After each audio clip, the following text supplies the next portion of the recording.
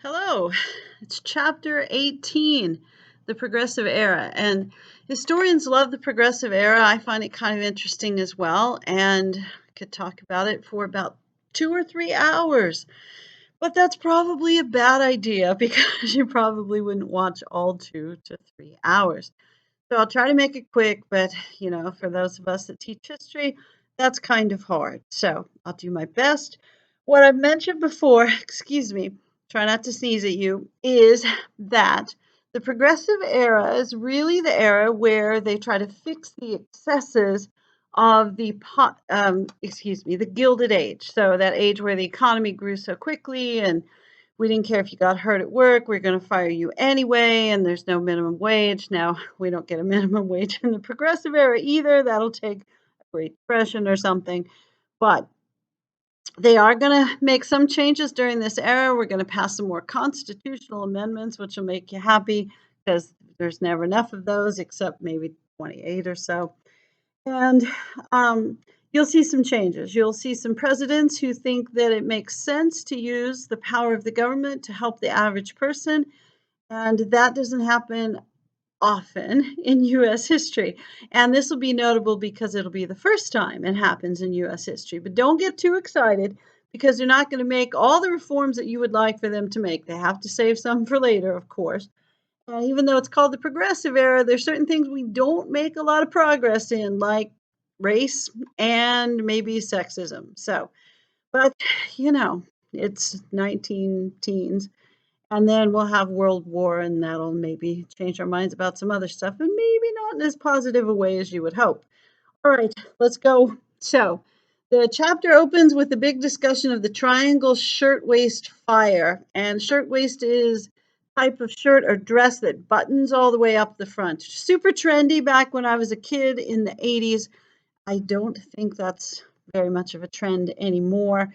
But this was a clothing factory, and they hired mostly immigrants, mostly women, and a lot of underage women. And they didn't want them to go out and take breaks, so they locked the fire escape doors, and they were in a fireproof building, which meant it had asbestos every other floor.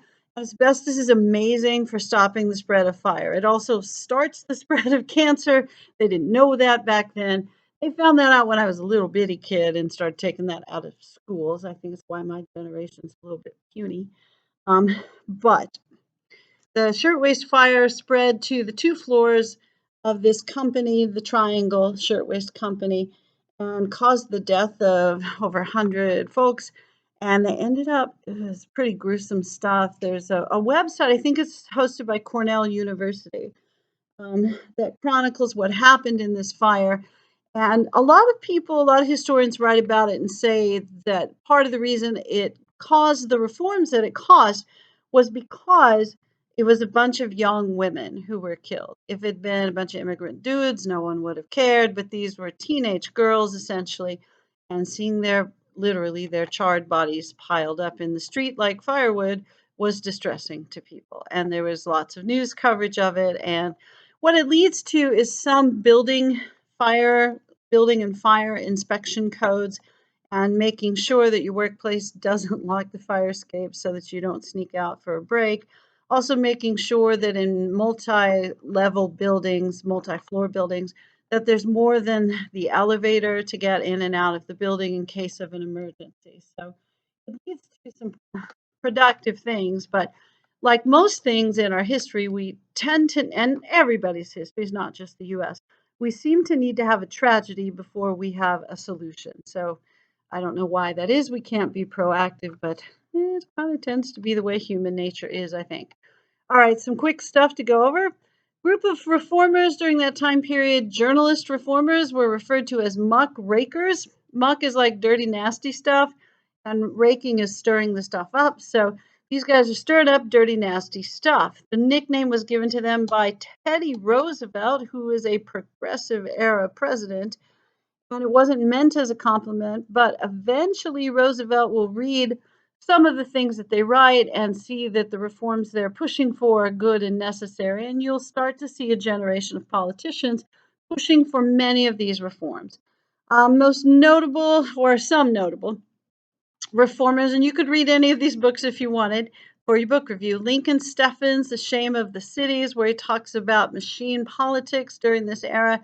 That's sort of like organized crime for local government, and they control who you vote for. And if you need a building permit or something like that, you want a job, you want your street redone, you want police protection, then you have to vote for who they tell you to, give campaign contributions, that sort of thing.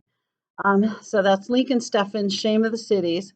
Ida Tarbell writes a history, excuse me, of Standard Oil, where she chronicles the dastardly deeds of Nelson, oh, not Nelson, John David Rockefeller, wrong Rockefeller, sorry, J.D. Rockefeller and Standard Oil Company.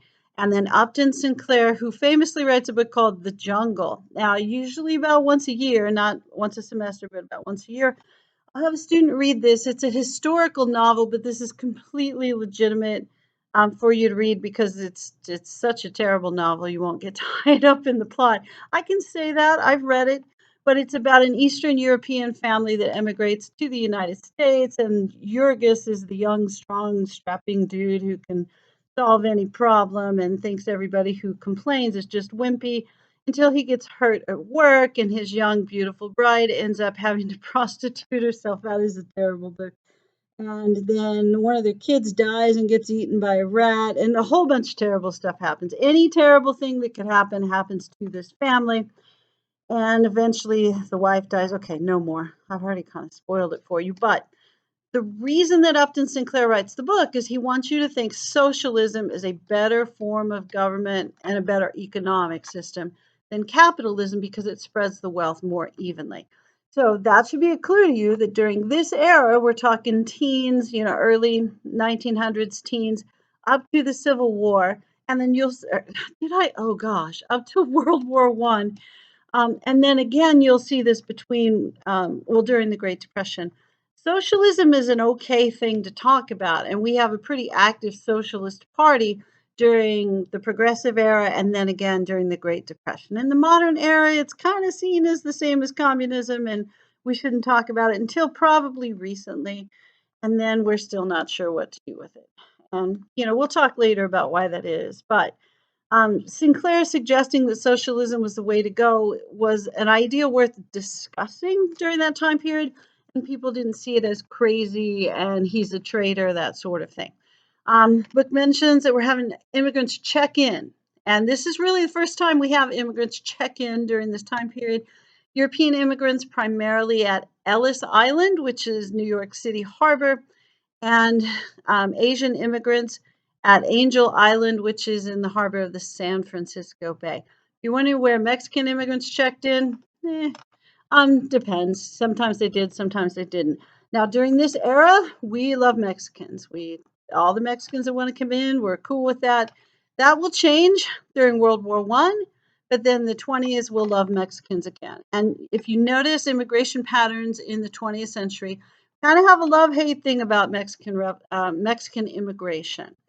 And oh, so sorry. When the economy is good, we love Mexican immigration. When the economy is bad, we don't like Mexican immigration, and we tend to deport folks during that time period. But we'll talk more about that as we go. Um, and there's an interesting chart in your textbook about the percentage of major cities during this era that are recent immigrants. And you'll notice that the top 8 major cities are 50% or more immigrant during this time period. So this is an unusual era for immigration. That period, really after Reconstruction ends, up to World War One, we have massive numbers of immigrants, about a third of our population total. So that's part of the reason there's such a big discussion in the last chapter about new immigrants versus the old immigrants, and is it going to change our culture because such a high percentage of our culture during that era is immigrant. Okay, more stuff. The book is also going to talk about Charlotte Perkins Gilman, who's an author during this time period. She writes a book called Women and Economics, and it's really a push for women to start gaining economic independence. So rather than going straight from their home to their husband's home, to have that period in the middle where maybe you go out and get a job, or maybe that period lasts your whole life and it's just you and a career.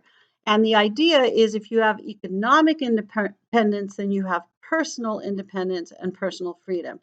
And my guess is all of your parents, whether you're male or female, have talked to you about how economic independence really is personal independence. And there's a lot of truth to that because you can pay for your own stuff, then you don't have to rely on your parents or their rules. I know some of you are still young and you're enjoying your parents' support, but you'll notice later on if you have a roommate or if you have a partner or if you get married, then you got to learn to compromise again.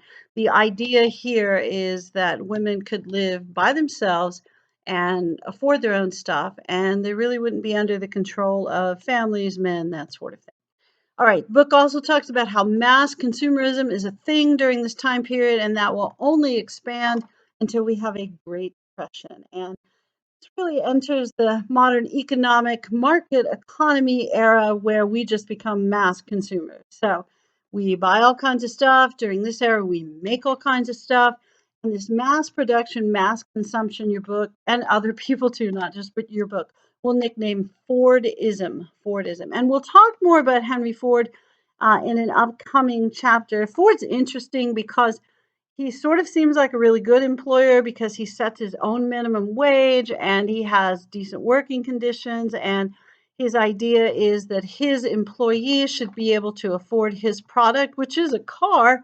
So that's pretty good.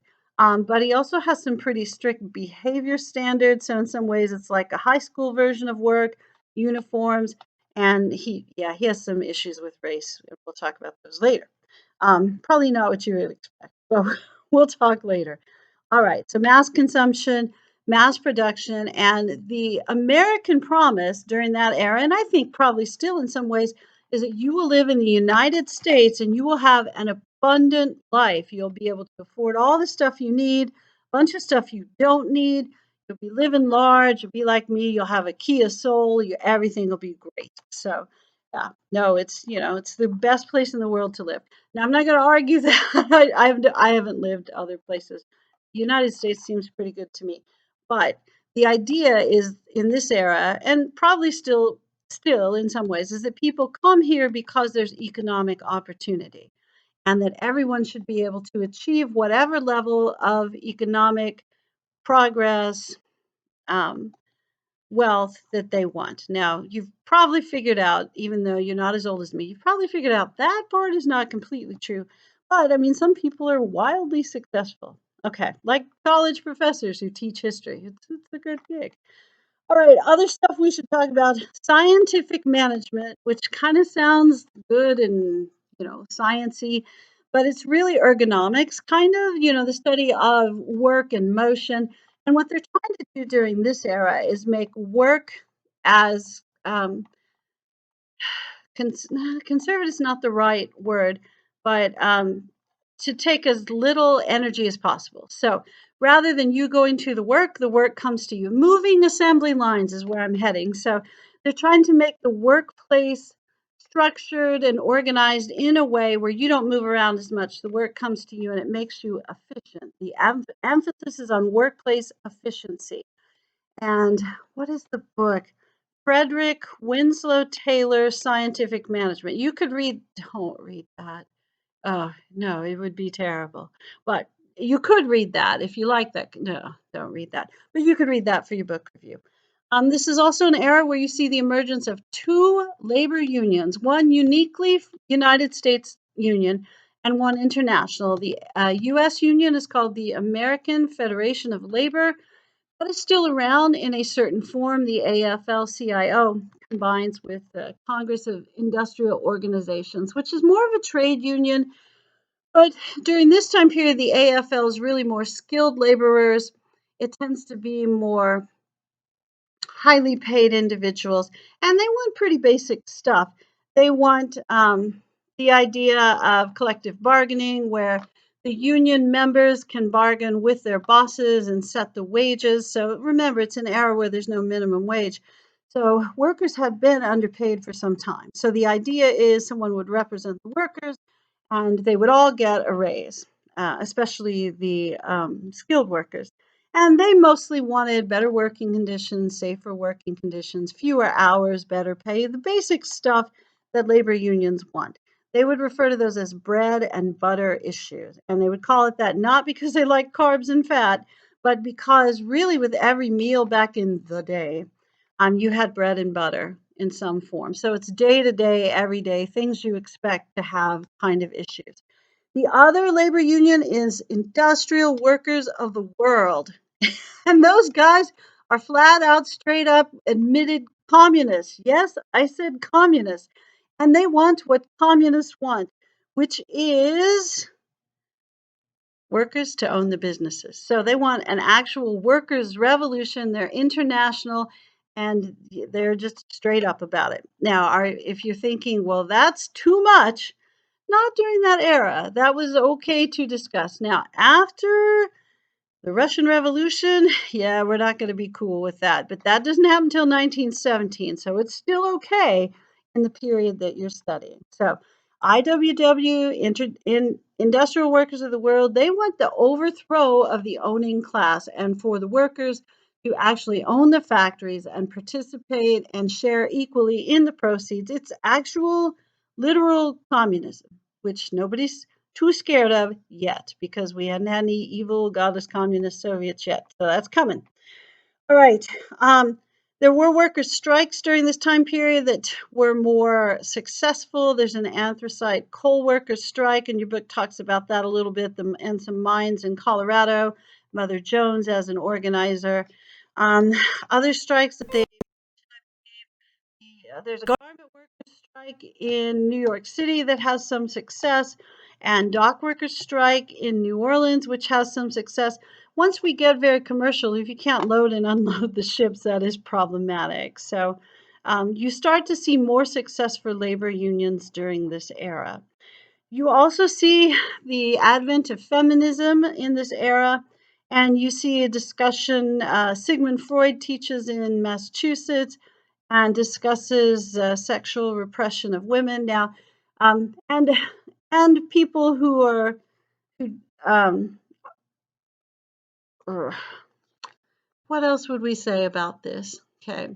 Um, this is not like the biggest reform of the era, but he does discuss people who are not binary sexually, who are gosh. But I don't know why I'm having trouble talking about this. It's mostly because I'm tired. I'm not really distressed about it. I'm just tired. But Freud talks about how there are people that don't fit the traditional definitions of um, homosexuality or heterosexuality. But I don't want to give the impression that this era that you're studying about is very much like the modern era, where we're much more accepting of people that don't accept traditional sexual boundaries. He's suggesting it. Most people think that's that's way too much for this era. So what I was struggling with is I didn't want to give you the impression that there's a whole lot of progress in that era, or that they're very modern about that in the 1900s and the 19 teens, because that's just not true. But it's not the kind of discussion that people would have openly during this time period. But there are certain circles, very small groups of folks, and usually academic settings where it's okay to have those discussions. But you know, you're not going to have that discussion at a public school. You're not going to have that discussion at church. You're not going to have that discussion with your family. This is not a time period where people are very open about sexuality at all. So that's kind of where I was headed, even though I was kind of struggling with the words. Sorry, long day. More stuff to talk about, though. There is more of a discussion about how it's possible that women may want to have sex for more purposes than reproduction, but that also is not a very public discussion. And there is the beginnings of a discussion of birth control, but that also is not a very public discussion. That can get you arrested during this time period. They're going to talk about Emma Goldman and Margaret Sanger. Emma Goldman's really more of a socialist, but she does recognize that you are not going to have any sort of economic equality with men if your whole job is taking care of the kids. And if you have 8 kids, that's harder to take care of than 2 kids. I'm pretty sure that's true. So, birth control can help you limit the number of kids in your family. And when they talk about birth control in this section of the book, what they're really talking about is family planning or family limitation.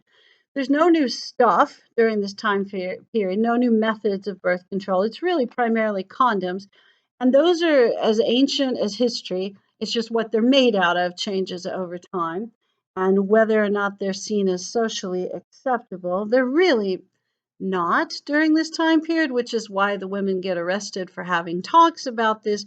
But the fact that they're willing to have talks about this leads to an era where you can have talks about this, which is the roaring 20s, and they're roaring for so many reasons. But there's a discussion during this time period of birth control, and it's really kind of the beginnings of a discussion. Also, I should mention it's not about abortion at all during this era. I'm not saying that people don't do that, they do, but that is not going to be seen as acceptable for a very long time, and certainly not as a method, well, not for any purpose during this era.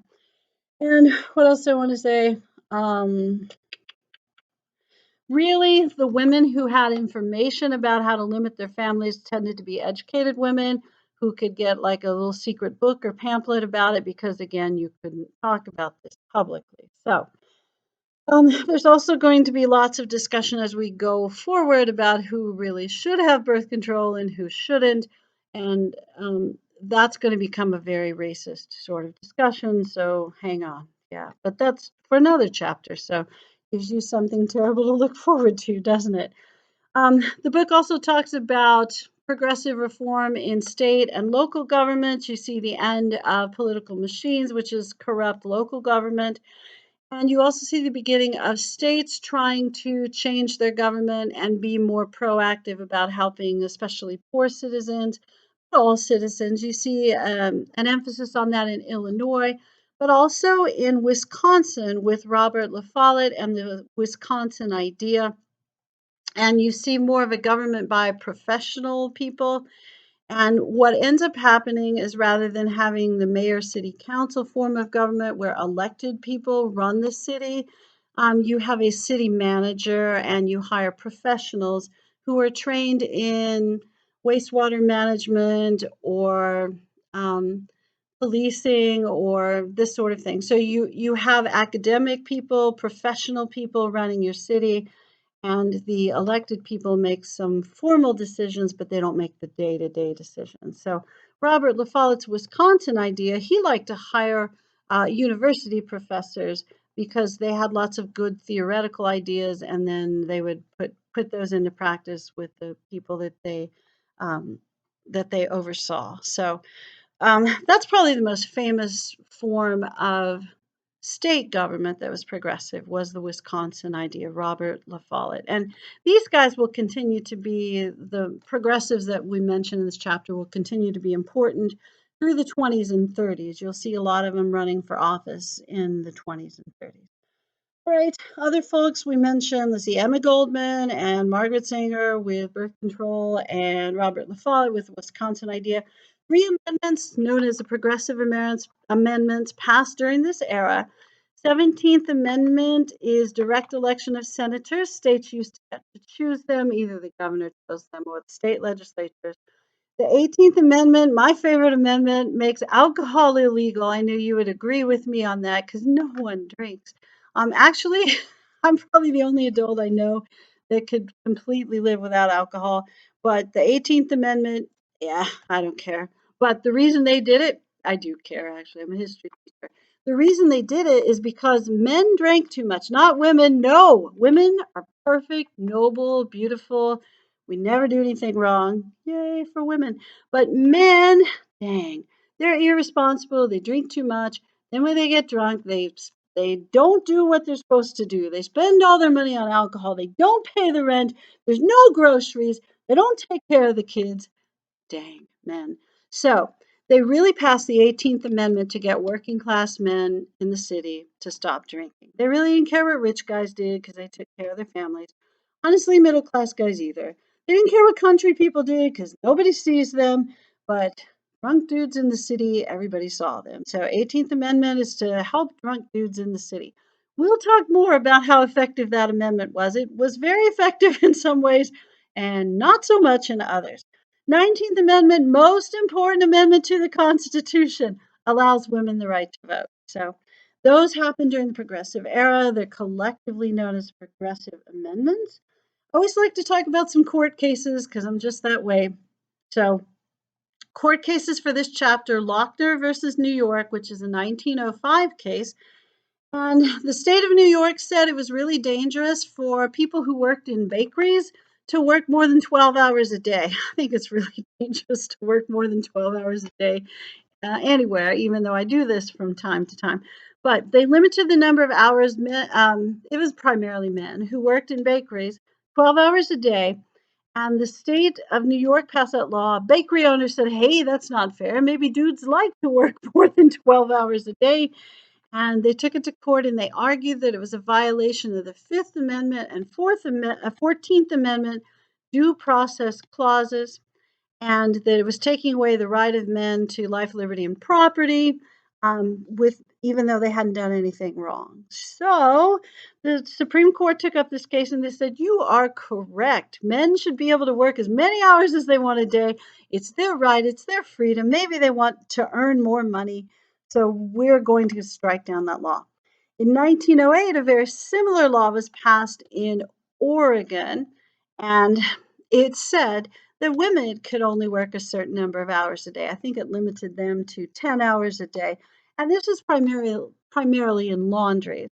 So the laundry owner said, hey, we saw what happened in New York. We're taking this thing, we're appealing, and it went all the way to the Supreme Court. And the Supreme Court said, you know what? Those women, they should be at home because the family will fall apart if dad has to watch the kids and he'll just feed them chocolate. Oh, they said the woman's primary function in society was as wife and mother. So and also, it's harmful to her health. They're going to argue all kinds of things are harmful to women's health during this time period, like too much education and working too much. It makes you infertile. And yeah, you can't have enough babies, and it would be terrible for society. So in Lochner versus New York, the Supreme Court says you cannot limit the number of hours men work in a day. In Miller versus Oregon, it says you can limit the number of hours women work in a day. Now, I taught high school history as well for quite a while, and I had colleagues in my high school classes. They were the football coach, but we love them. I mean, they work hard. I'm not trying to be disrespectful, but they would teach this as an advanced and progressive ideal because people are starting to care about the workers. That is not what it is at all. It's a reminder that the Supreme Court thinks that the main function for women in society is reproductive, that their duty is to have kids, and if they're at work, they're going to be less fertile or they're not going to be raising the kids. So it's really not a progressive response to workers' rights. It's something else. All right. One more thing that I really need to talk to you about because I think it's the main thing on your written question from chapter 18 about the Progressive Era, and that's about the politics of the time period. So you have three progressive presidents during this time period. You have Teddy Roosevelt, who becomes president after William McKinley is assassinated in 1901, and he's president from 1901 to 1908. In the election of '08, Roosevelt says, hey, I want to go hunting. This presidency thing's kind of cramping my style. He was super popular. And he says, but I've had enough. So, I want my friend William Howard Taft to be president. So then Taft is president from 1908 to 1912. And Taft and Roosevelt have a falling out because Roosevelt doesn't see Taft as quite as progressive as he was. And he's right in some ways and not so right in other ways. And we'll talk probably more about this because I don't want to make a 40-minute lecture. I really don't, because I figure you're just about tired now. So I'll try to wrap it up in the next couple minutes. But I'll talk more about this in the Zoom meeting, I think. I think that would be good. But Roosevelt wants to break up bad monopolies, but not all monopolies. and to put land in preservation. Those are his two big things. He does other stuff too. He's like he is the first president to intervene in a strike on behalf of the workers. Um, so, I mean, he's the first guy that really seems to favor workers' rights and has a square deal and says the government should be the fair arbiter for everyone, whether you own the business, you're a poor guy, that kind of thing. And he also desegregates the federal workplace and has Booker T. Washington to the White House to talk to him about jobs and that kind of stuff. So he's a pretty open-minded, fairly liberal kind of dude for the time period. Remember, everything's relative to the time period. Taft, he keeps the desegregation. He's cool with that. He'd rather break up every monopoly, which is going to upset Roosevelt because Roosevelt's going to think some like Standard Oil. Taft breaks up Standard Oil. He's going to think Standard Oil was a good monopoly because it made a really good product cheaply. Now, if you're another oil producer, you're probably not fond of Standard Oil, but that's not how Roosevelt saw it. It is how Taft saw it. Taft is going to put more land in preservation than Roosevelt did, but Taft is not personable at all. He really didn't want to be president, long story. But he did because he thought he should out of duty. He really wanted to be Supreme Court Justice. And later on, he will be. He'll be the only president ever to be president and Supreme Court Justice. But he makes a land deal with a private company and sells some national land or rents it to let them harvest some oil. And that really upsets Roosevelt. So Taft is running for re-election in 1912. He's not super excited about it. He's not going, all out to do it. But he says, I'm the president. You know what I'll do. Reelect me if you like. Because parties traditionally reelect this or renominate the same guy, the Republicans renominated Taft. Then, after they renominate Taft, Roosevelt says, "Hey, I'm back. How about me?" And the Republicans said, "No, it's too late." And so Roosevelt starts his own party, which they nicknamed the Bull Moose Party. In part because it's a progressive party, but in part they call it the Bull Moose Party because he's giving a campaign speech. Somebody shoots him while he's giving a campaign speech, which I'm only laughing clearly because he lived through it. He had the speech all folded up in his pocket. That's where he got shot, and it deflected on the speech and his glasses. So he falls down from the shot. He coughs in his hand. He makes sure there's no blood. He gets back up and finishes the speech. And then the reporters say, Mr. President, how are you? And he says, feel as strong as a bull moose. So they called it the Bull Moose Party. So it's a boy moose. Okay. So, and then some guy no one had ever heard of, who was the governor of New Jersey, who'd been the president of Princeton, who'd been a professor at Princeton before that, a guy named Woodrow Wilson runs for president. So Woodrow Wilson's a Democrat, Roosevelt's a progressive / bull moose, Taft is the Republican, and Taft and Roosevelt kind of split the same pool of votes, and Wilson ends up winning this contested election. There's also a socialist dude, Eugene Debs, who runs. He runs like 5 times, and he really thinks that socialism's the only way for everyone to have economic freedom in the United States. I told you socialism's a legitimate thing to talk about during this time period, and he gets over 1 million votes, which is a lot for a socialist. Well, yeah, it's a lot for any third-party guy during that era. All right, so really quickly, I got like a minute. Roosevelt's platform is something he calls new nationalism. And he says, we need the government to be more vigorous in reform, so we need it to be bigger. And Wilson's program is new freedom. And he's really arguing more for the federal government to be like a referee, for it to be as fair as possible, and for the larger reforms to occur at the state level. And he was born in the South, so this whole idea of state power and stuff kind of fits him. There'll be some other things that fit him that are a little stereotypically Southern, and we'll talk about those later. But Roosevelt's plan of new nationalism is to increase the size of the government, make it more vigorous, more active in promoting reform. And Wilson wants the government to stay small and the states to maybe step in more. And apparently, Wilson's plan is a little more popular, or the Republicans just split between Roosevelt and Taft. You can decide. But for sure, Wilson becomes president. And we'll talk so much more about Wilson later. There's a bunch to say. The other thing I'll just mention ahead of time is that even though Wilson said he wanted the size of the government to remain small, he actually ends up doing what Roosevelt promised to do. You'll see the government grow in a dramatic way during his presidency, but for some World War I style reasons. Oh my gosh. Okay, I think I'm done. Sorry about the little stumble there in the middle, but I hope this is helpful and I'll post your assignments and good luck to you. Goodbye.